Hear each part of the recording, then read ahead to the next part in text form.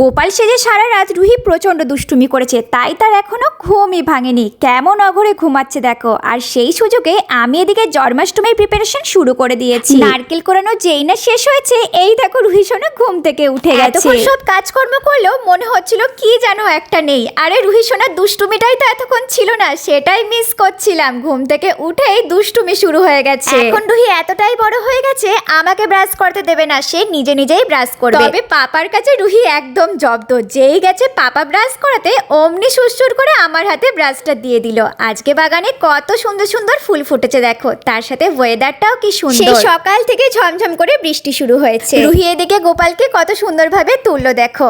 এবার চলো গোপালকে সুন্দর করে তো সাজাতে হবে, কিন্তু তার আগে আজকে আবার রুহির মন হয়েছে গোপালকে নিয়ে বাইরে ঘুরতে যাবে, তাই একটু বাগানে আসলাম।